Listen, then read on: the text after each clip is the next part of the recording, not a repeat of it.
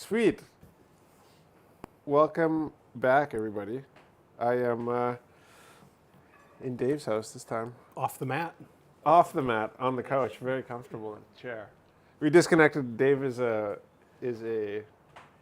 woodworker? Yeah, Is that something like that. It must yeah. be, yeah. Yeah. By profession. And so he built these epic couches.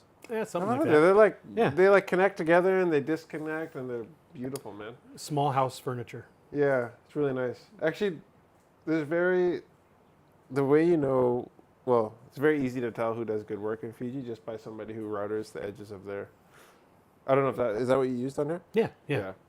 And very few people, or furniture, home furniture people do that. Obviously, you went even way further than that, but Yeah. sometimes you'll see like a rounded edge on a piece of furniture, you're like, Everything like edges are broken and yes, a little bit beautiful. of attention to detail. And still man. trying to get it done. What is it made out of? This is Vesi and Coca. Oh, really? Yep. You made this. Yeah. Yeah. Crazy, eh? Yep. And then it can join into a love seat, but we disconnected the love seat for. Yeah, it was a little too obvious close for reasons. comfort.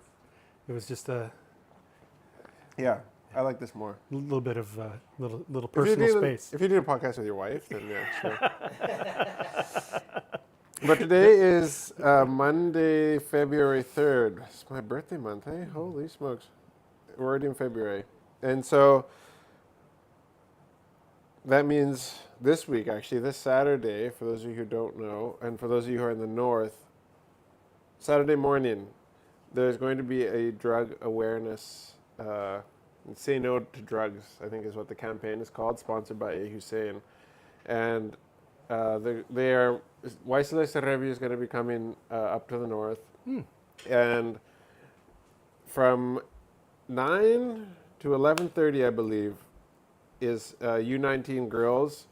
You're going to, Serevi is going to talk to you guys about kind of the dangers of drugs and, you know, his life and you know, kind of the consequences around making those decisions and how to go about using probably, you know, self-discipline and sports to avoid those kinds of things. And then he's going to put on I think a 2-hour training session. So nice. the best sevens player of all time, the Yeah. king of sevens, the maestro himself. And then from 12:30 to 2 o'clock or 3, U19 boys, and the same thing's going to happen, and he's going to put Nice. on a course for them, and then run you guys through drills and teach you guys like what he, you know, in the time that he has. So if you are a U19 boy or girl interested in rugby, this could be like a once in a lifetime opportunity. Yeah, you got to take advantage of those opportunities. I mean, if you Oh, have any hopes of getting better, you know, If I was a kid Yeah. and I heard about this, I'd be bring your boots, bring your training gear, Yep. bring some water, and come down to Subrail Park. pay attention. Yes, and pay attention. Like this guy is, you know, he's obviously like, aside from his player accolades as a player and his accomplishments as a player, he's, you know, coaching national teams all over the world and throughout the states. And I hope one day his journey brings him back to Fiji.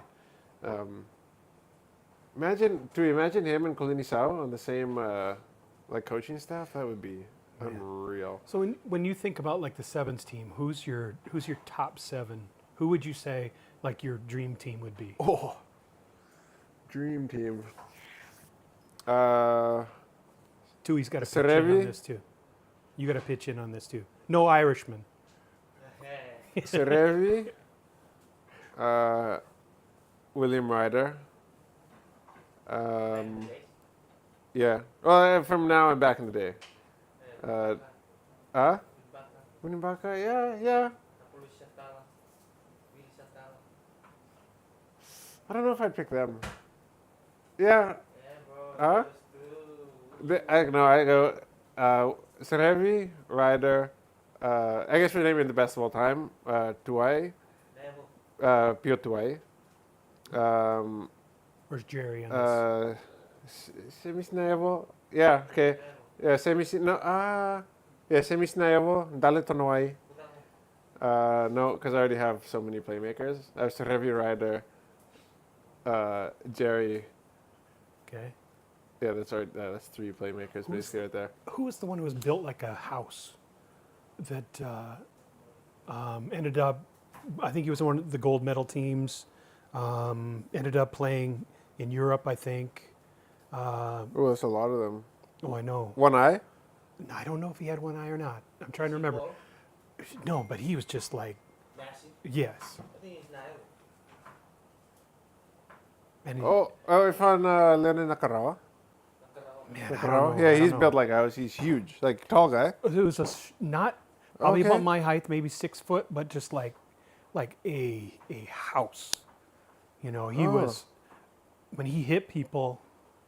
Man, It could be Bill Satala. Is it recently? yeah. I think it's within the last 8 years. Oh, okay. One of the Olympic teams.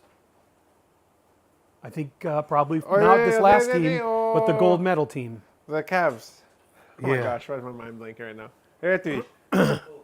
Oh, Tuchel. There you go, Tuisova. Tuisova. Joshua Tuisova. Yeah, The Cavs. Yeah, Tuchel. I would put him. Yeah, probably, yeah. He's yeah. frightening. Yeah. Yeah. I mean, it's hard to picture 7 now. Or you were Yeah. like 7, I'm like, oh my gosh, I don't know if I can think of 7. But then I'm like, Starting lineup. once you start going, it's like, shoot. Well, that's it. I mean, Yeah. it's like you have to pick the starting lineup, and then you can fill in the back. But like picking your starting lineup, that's a pretty good lineup. Yeah. But you could go like the past 12 years, and you could pick any of those guys that started in the Olympics and say, you know, any of those guys. Oh gosh. So much talent. So much talent. And like they'll bring in people like Tuisova just for like these guys are so gifted, they just come in for one tournament. Yeah. And that's it. Yeah. And they'll just like be like the star player. Yeah, and it's like you see new faces all the time, and they're just as good as the last Oh guys. my gosh. It's crazy. There's so many cool stories to be told around Fiji. Yeah. I was having a meeting with a company this weekend, and they want to work with us. And I was like, look, what you guys do is you sponsor us to go around Fiji and tell these stories. Yeah. Like if you guys want 100%. like something unique, Yep. like not just of like the Ndrua players or the Yeah. Fiji Sevens players. Like yeah, we can do that, but like there's scouts that we can touch base with and be like, Yeah. who's up and coming? Yeah. Who is Yeah. like for sure Yeah. like the next big thing in Yeah. Fiji, and before they become the big thing, Yeah. like in the school, like Yeah. in school level rugby, right? You know, and when you find some kid out in the middle of nowhere, Yeah, exactly, and who take him shows back up to at- his home. who shows up at this Fiji Bitters thing, Exactly. or that team from Mbua, right? The gang for that one. Oh they- yeah, the won the past- Batiri Sevens, yeah. They're Babas. from. Yeah, Yeah, the Babas. Yeah, there's some real. yeah. real They deal did guys. good at the. They're not Coral big, Coast, yeah. but man, yeah, they can play. yeah, they can play. They can play. Because they played, watching them play the police, watching them play In the Labasa? water. Yep. They did good. Man, yeah. Did they win? They're just fast. Oh really? Yeah. Did they win? Oh the yeah, games they won played? both. Oh, they won the Lambasa Bitter and they won Sevens? Savu Savu. Oh really? Yeah. Holy smokes! Yeah, I they're didn't really know good. that. So, was Lambasa after or before the Coral Coast? After. So Coral Coast, Lambasa, Savu Savu. Oh, okay. Yeah. Man, Man, it's pretty there's cool. so next weekend or Saturday, that is the plan. So if you guys, this weekend, This so Saturday. February 8th, this Saturday. Sorry. Things like that made such a huge difference for my son. Like getting to camps, getting to those Like things. with what's going to go on making with making them personal. You meet the person. I would say as a parent, get your kids there, let them meet them, give them a role model or somebody to look up to. Like this, you know, get these guys in their heads and you know, we were really fortunate with our kids that we got to have them around Olympic medalists and you know didn't experience you guys, it. Randy Couture or somebody? Yeah, Didn't you yeah. guys Ryan get a- spent some time with Randy Couture. He went to summer camps with. I could rattle off like you did with the names. Yeah, You know, for big me, time, yeah. and you know, Olympic medalists and in those things, those were my kids' heroes. You know, those are the names that they would when they were pretending and doing stuff, playing games. So after like, because the kids are only going to spend like, how much are they going to learn in 2 hours, right? Right, yeah, But like, what yeah. do you what is their potential for in those 2 hours? Do you think? Like, They'll take away if they take away one thing, one little bit of technique, one little move, one little thing, and also like the mindset. Like when you hear the mindset of a high level athlete, Greatness. greatness, right? About when they speak greatness and they speak about what it takes to actually be successful. And they've been. And they've And they- been yeah, because right. they've been there. Right. They've done the hard miles. They've sacrificed. And when you hear them talk about those things, and they share their stories and they give kids like a picture that you can't and that they won't experience here, but they're like, when I was at the Olympics, and it's like, Oh yeah, right. yeah. Yeah. When we won the World Cup or we won, when whatever it is, it's Hong Kong or whatever it is, they're speaking about, like they're planting this idea of something bigger than Vanuatu, bigger than Viti Levu, bigger than Fiji, putting that in their heads, like there's a whole world out there that if they're really, they can be motivated enough to work really, really hard. Yeah, realistically, like there might be only a couple kids that really. Yeah. And that's all that matters, though. It's like on Facebook today, a wrestling coach that I know posted, talking about talent, right? There's a lot of people with talent, but when you put work ethic with talent, first off, a kid who works really hard is going to bypass talent. right. Yeah, eventually. for sure. Yeah. But then Yeah. if you do have talent and you work really hard, Jeepers. then that's a whole nother level. Yeah. And you saw that Yeah. probably when you were playing. Yeah, for sure. I didn't have like the most talent. I had way more work ethic than everybody, though, and that's what I always say kept me on the starting bench. Yep. Was just being fit. Yeah. Yeah. Yeah. And so like I was never MVP. I was never, but I was always where they needed me to be. You would lift, you would run, Yeah, you would do exactly. the extras. When practice was over, that time off of practice is your time to actually get better. Yes. Yeah. And Yeah, that's a big deal. exactly. And going to things like this, exposing yourself to different coaching, exposing yourself to high level coaching makes a big difference in your ability to grow. And so I would, if people And are you're on the 19. fence, If yeah. you're really good, Yeah. and you show up, You're there. Someone might see you and be like Yeah. he'll know who's different. Yep. Like I think. Oh, yeah. And He's got to, if he's got- all tied into, they know who's different already. yeah, like he's the type of guy that can be like, "What's your name?" Okay. Yeah. And then like And 2 there it days is. later, he gets back to Suva Yep. and he's like, There's a kid. Mombasa, there's a kid. Yeah. Da-da-da. Yep. You need to. Yeah. Yeah. And he's already been invited to this, whoever it is. Yes. They know. It's like they should have had him coming to these things. Yes. And so he doesn't even know it, but he's been invited to it. He's going to be there, the kid that is going to take that next step out of U19s into the adult level, and Yeah. somebody's got their eye on him already. Yes. Yeah. For sure. It's really cool. I'm excited. Yeah. And then you have a question? Yeah.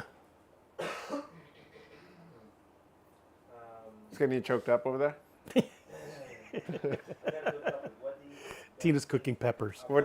about Jared Haynes returning to NFL? So question is, what do you guys think of Jared Haynes returning to NRL? What is he actually returning as a player? Yeah, it seems like it. Okay. He's training in the How old is he now? That's a good question. I don't know how old Jared Haynes is. So somebody's asking, what do we think about his return? He's 36 years old. That's old. Yeah. That's the point. I that mean, when Yeah. you haven't been Yeah. playing a Yep. sport for a long time, Yep. um, Especially this sport. yeah, The physical. The last sport he played was with what do you say? 1990. Oh, he went to the 49ers in San Francisco. Okay. or was that he was So he last went to the playing in the NFL. NFL? Yeah, yeah. I mean, he was obviously a once in a lifetime kind of athlete. Like Yep. if you're in the NFL, even if you're warming the Yeah. bench up in the NFL, If you made the You're- practice squad in if the you make the NFL, practice squad, you're on another freaking Yeah. level. So, what do I think about him returning? I mean, if he's good enough to return, then like return. Yeah. But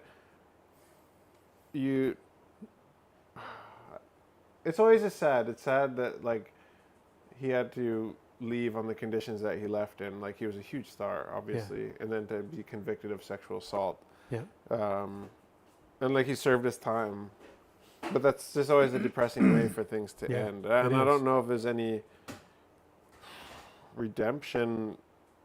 Like I don't know if there's like a worth not a worthwhile, any sort of redemption that is going to be worth attempting at it's this tarnished. point. Yeah, Like, it's his legacy's tarnished, and it's hard to. almost like the best thing you can do is like go around doing motivational talks. Yeah. And like, helping people learn from your mistakes. But- I don't know. If he's in good shape and he's got a year-to-year contract, and somebody's willing to bring him on and let him compete, then, Yeah. if he's done his time and made amends and has done all those things, then, Yeah. Yeah. that's up to the teams. Like I have nothing. I've never met him. I've seen him a couple times, but we never shook hands or anything. I don't know. I don't want to like be a guy who comments on other people's lives. Yeah. I don't know. He did something stupid. He regretted it. I'm sure he regrets it. He paid the price. Yeah. Or like he served his time at least in jail. And so, I don't know. That's just something he has to live with. But like, I don't know if it's ever going to be the same or not. I wish that it could be for him. I Do think that. Where's he playing, Tui? you know where he's been asked to come play? Fiji, Bati. Really? Oh, really? Well, at least Fiji would be nice to him. I would say in Australia that they wouldn't be so nice. That there were things would be said from the stands and other things that would not be as nice as how he's going to be treated in Fiji. Fiji will treat him with a lot of respect. But Bati, that's okay. Oh, so he did But play he'll- his first game over the weekend Okay. in some, I think, provincial level. Oh, okay. Sorry. Yeah, the problem, like Thank when you. I saw him in Suva, he was thick, like super thick. He's lost a lot of weight though. He's obviously training. Yeah. But he was a thick boy. Oh yeah. Like Comfortably thick or like no, mass like thick? no, like he was just like sitting in prison eating steak. Kind of thick. Okay. Yeah. So like me thick, is that what you're saying? No, but like but when you see an athlete and you're like, oh, I didn't know that Yeah. that could happen to Yeah, you. yeah. Like you disappeared and you came back like one of us. Yeah.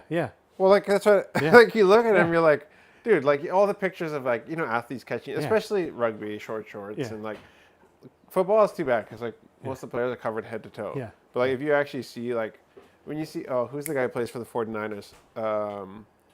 Friggin' stud, white guy. He's McCaffrey? Plays rugby. Oh, frick's sakes. He's stacked. He's like, I don't know, he looks like he's 6 foot, but What he's position? frickin' like 300 pounds of muscle. Oh, this is going to eat at me now.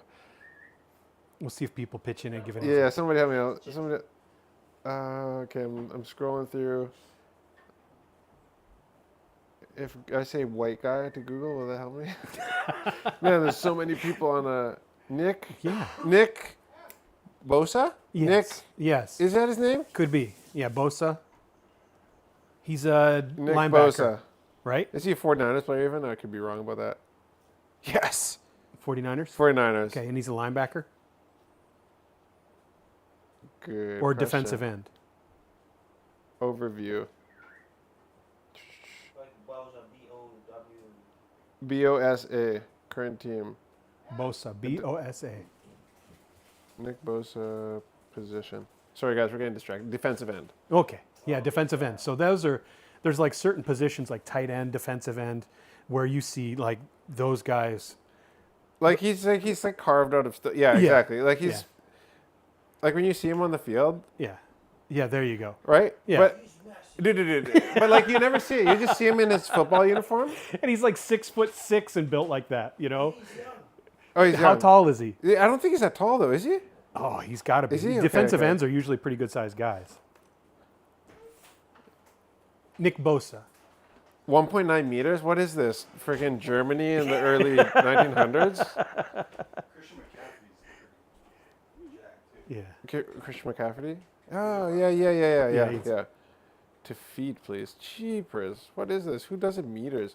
6.3 feet, really. So okay. 6.38, so 6'4". 6'4". Yeah. Yeah. Yeah. So yeah, he's tall. He's a then. good guy. He's a big guy. Like he is so yoked, it's ridiculous. But anyways, the point is, most of these guys never get you never see their athletic, like them as athletes, like their muscle. Like but when you get like a snapshot of a rugby player, it's always like quads and legs so Yeah. flexed Yeah. out, and Yeah, like the they jerseys are tight Yeah. to their skin, and so like that's what when Jared Haynes is like going away, or like the last picture you see of him is him being like a top tier level athlete, Fit. right? Yeah. Really fit. And so when I saw him, I was like, whoa, well that gives me hope. Yeah.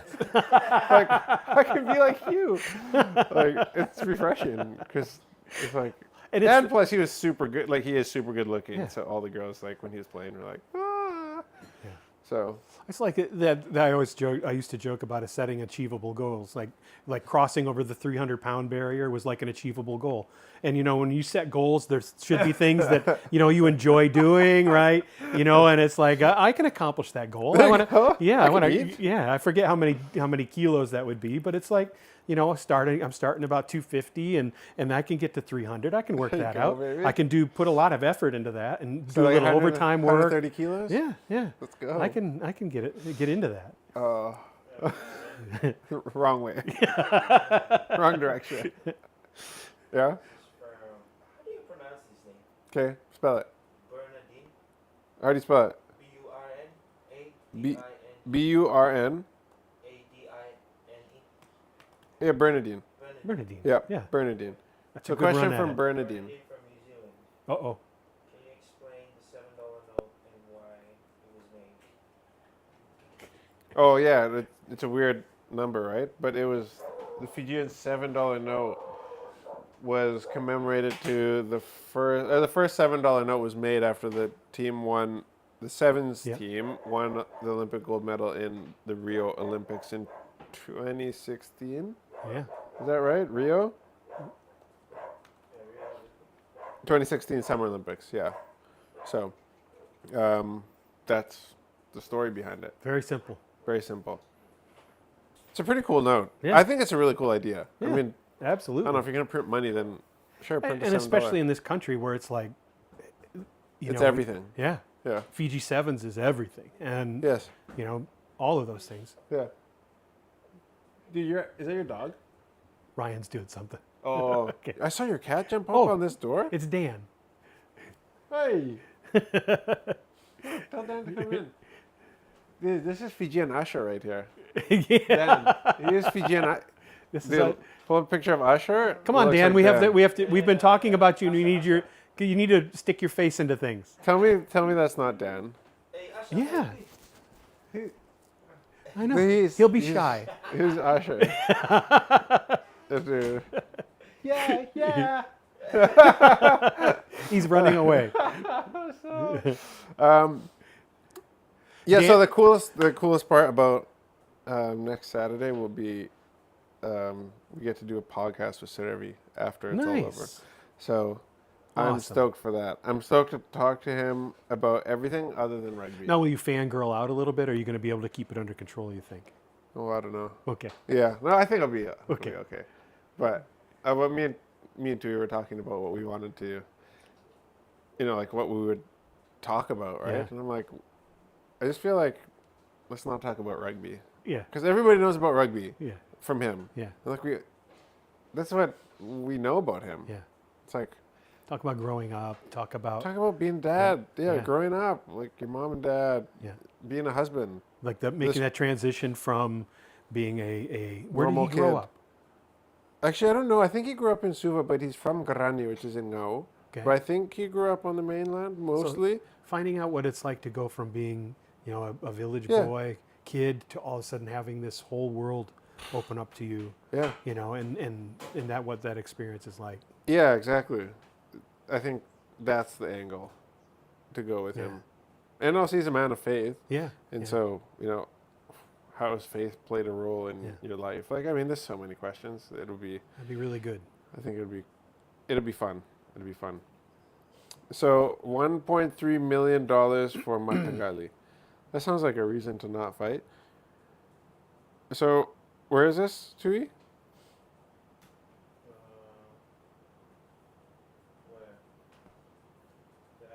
Minister for Lands. Oh, more than 60 landowners attended a workshop on how to capitalize on their natural resources to Okay. make informed investment decisions. It was organized by the Land Use Division of the Ministry of Land and Mineral Resources. So, the highlight of the workshop was a handover $1.3 million check to Randike Gergertambua, a former renowned hotelier. Hotelier? Yeah. Yeah. According profit sharing revenue from Kokomo Resort. Oh, okay. Man. Okay. Oh, so Gergertambua, obviously Kandavu, right? So that's where Kokomo Island Resort is.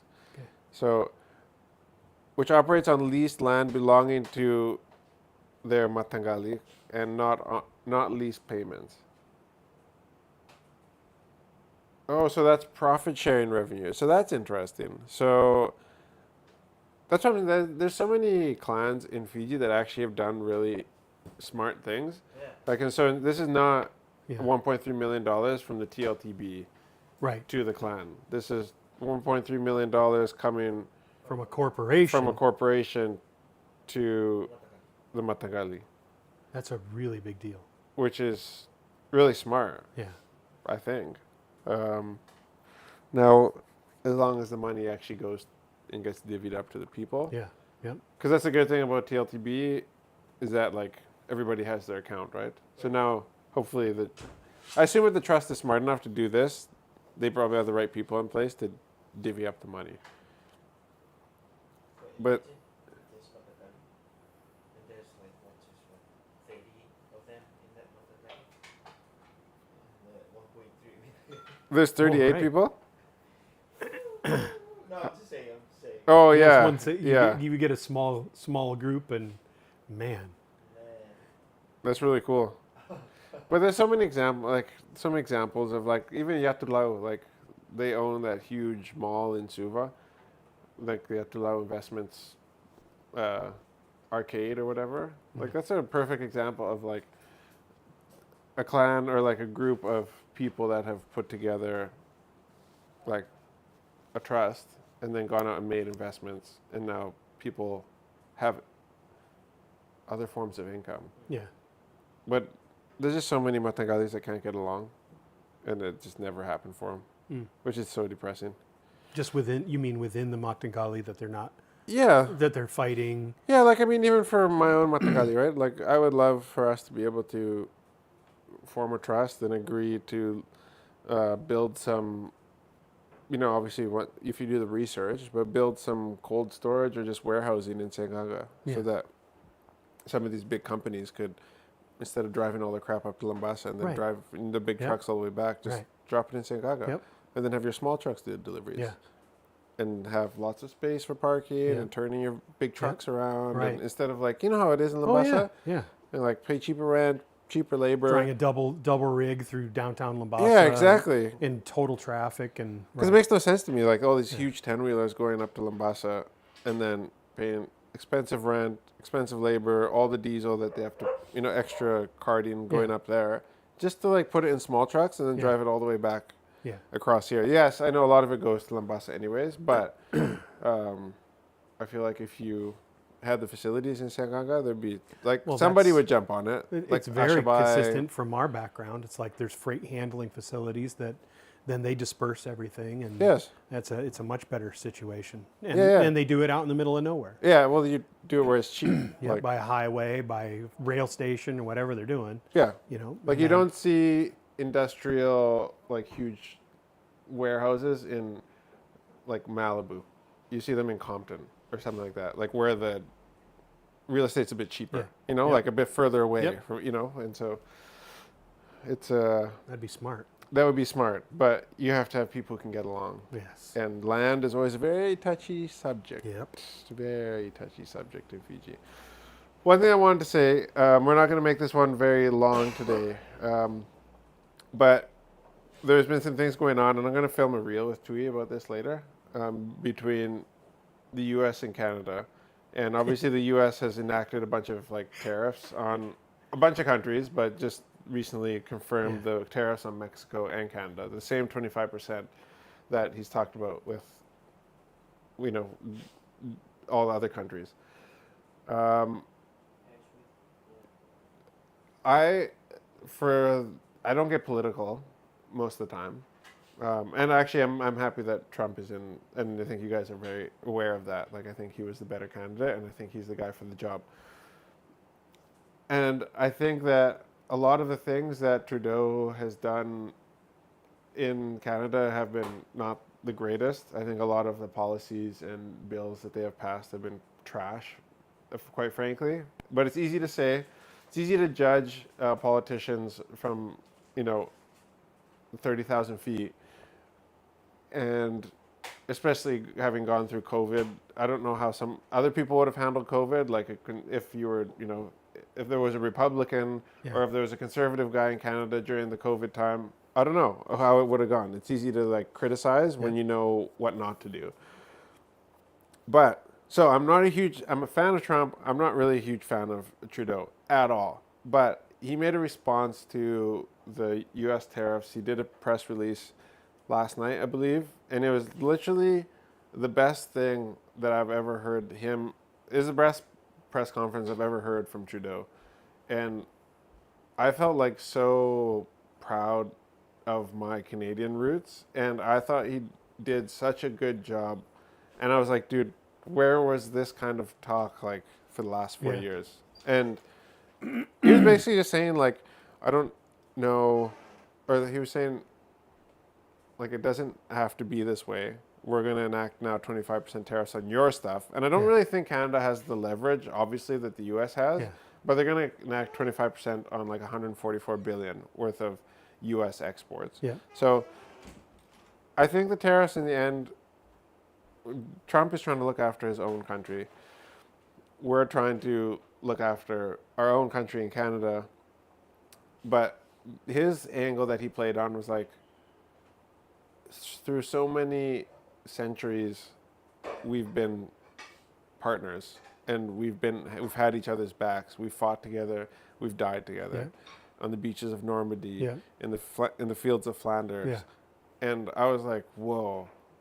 And he's like, and this feels like basically he said, this feels like the first time where, you were being punished, by the U.S. And, in 9/11, when we,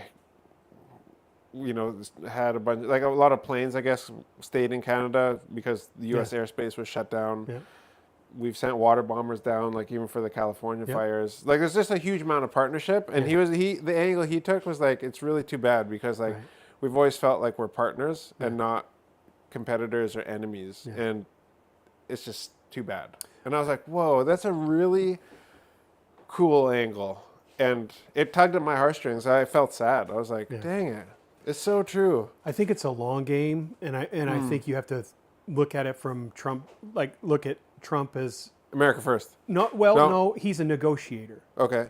And so it's like in any negotiation. It's like you throw out something and how you approach things in different ways, and I don't see this being a long play. Like there's going to be some intense negotiations about something, and then I think it'll settle down. And and there's some things that like I don't understand, like Trudeau, his position right now, because I know he resigned. Yeah, me too. I was like, what? And Pulev, is it Pulev? Pulev. Pulev. Yeah. I think he's on the rise, and he's a pretty conservative dude. He seems super smart, and so you just like.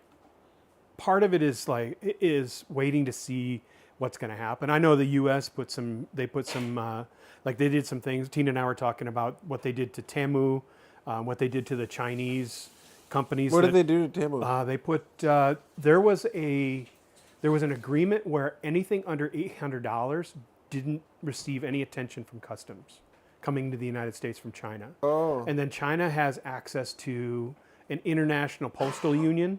So they were getting like dirt cheap postage, and you could go on Temu and you can buy anything, like cheap shoes, whatever. Right. And it would come into the US, and it's like you're barely paying any shipping, you're not paying any customs and all these things. And so he's and it was even to the point of people are using that method to ship in fentanyl ingredients and I'm other sure. things. Oh yeah, yeah. And yeah, so yeah.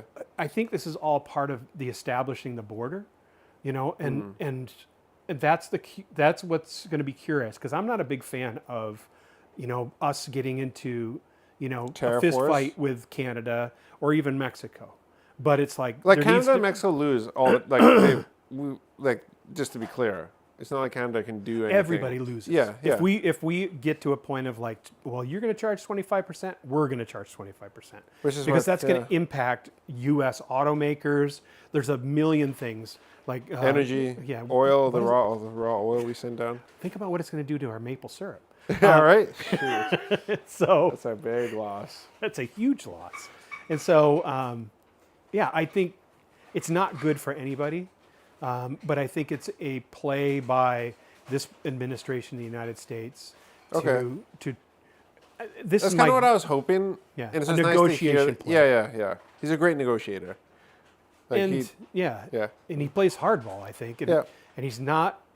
Yeah, it's hard because he's very divisive, and he's very polarizing, and I see that, you know, in just the interesting thing is like the people who don't like him and they go find their echo chambers in blue sky, you know, and Yeah. there's, you know, because it's like X is gone much more conservative like that, and, It has, and so eh? in blue sky now it's like that's the echo chamber for the Liberals? yeah, progressives, Oh, and yeah, and so it's hard to say what, but I get little glimpses of it from some people we know, and yeah, it's like he's very divisive, and Yes. and yeah.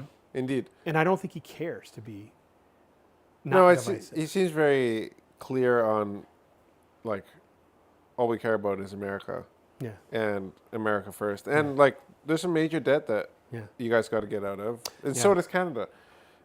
Most countries, and I think that we printed a lot of money. yeah. You know, Western countries and Fiji, and that has led to dilution and super high inflation, and now we're paying the price for that. It'd be interesting to, you know, to get a perspective from like a very I'm obviously high school educated and never went to university, and so I haven't spent a lot of time studying history, but I know that, you know, the U.S. has gone through different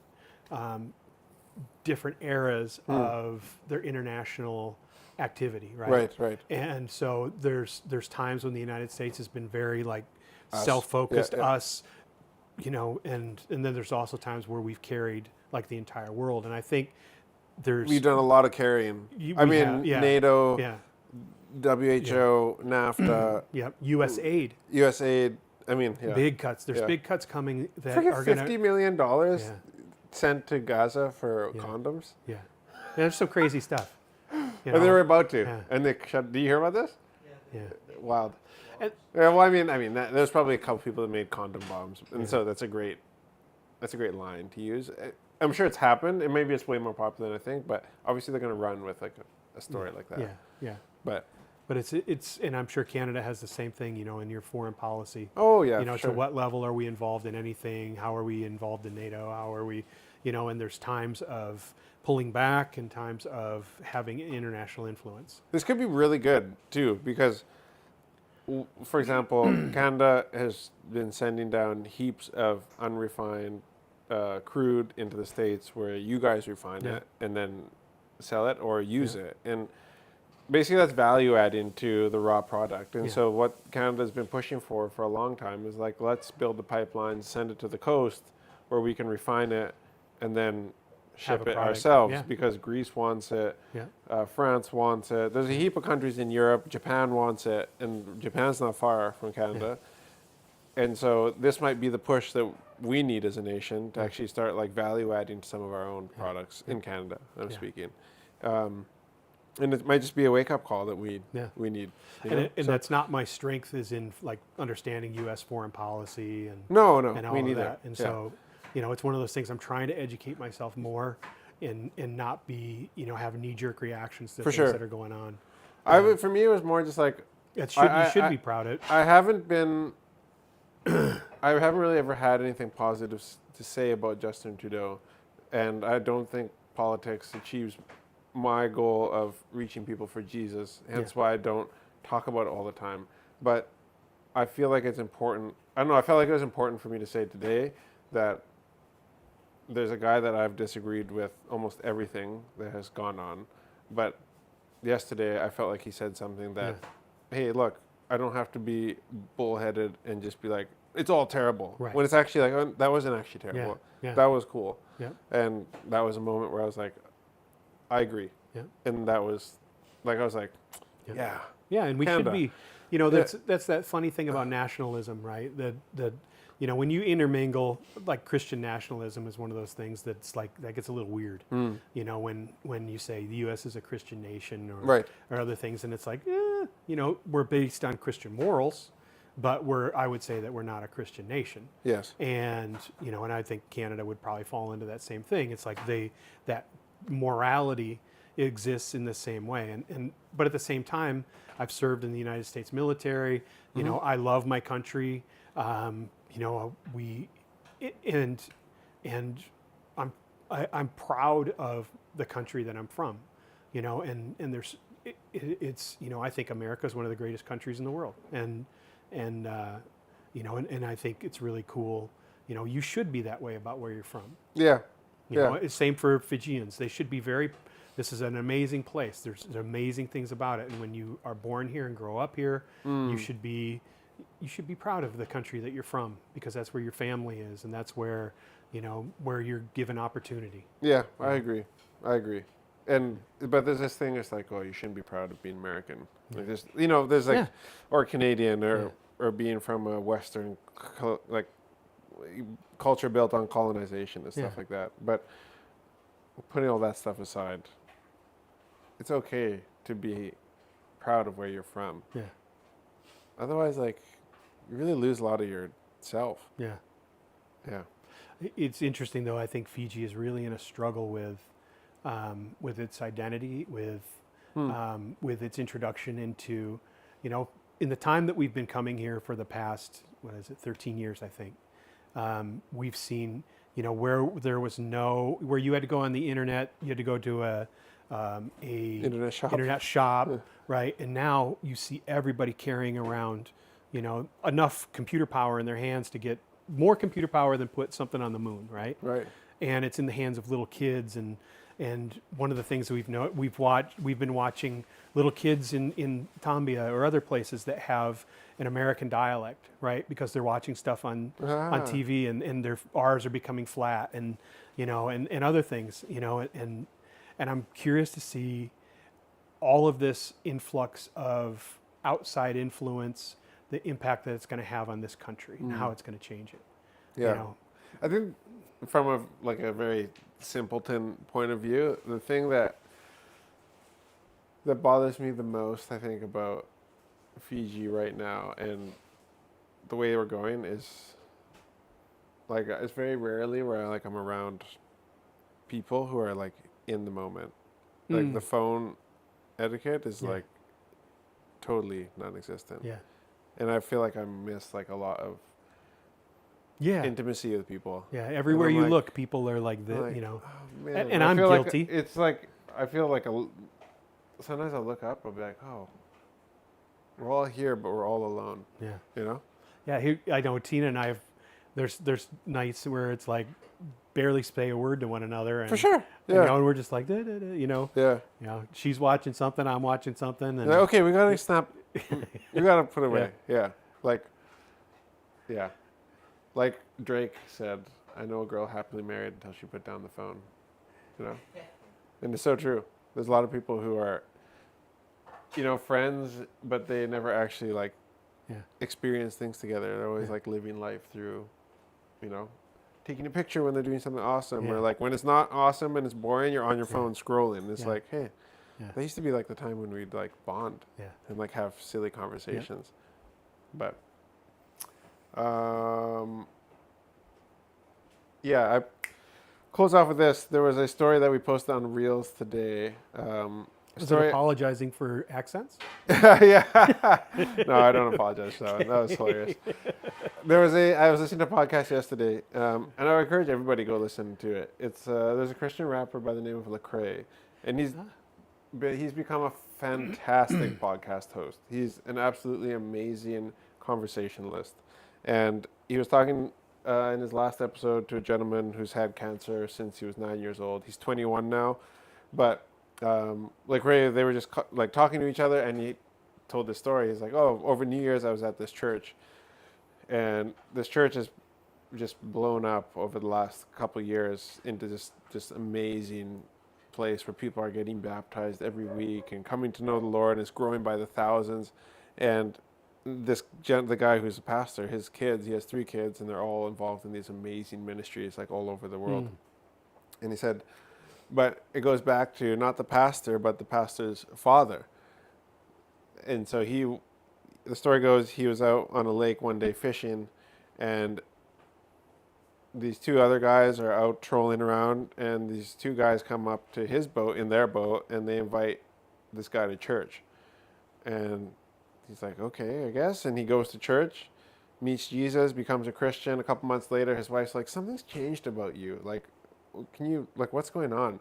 He's like, okay, come downstairs. So he brings his wife and his 3 kids downstairs. They all start going to church. His wife gives her life to the Lord. Yeah. And then the family obviously, goes in the same direction.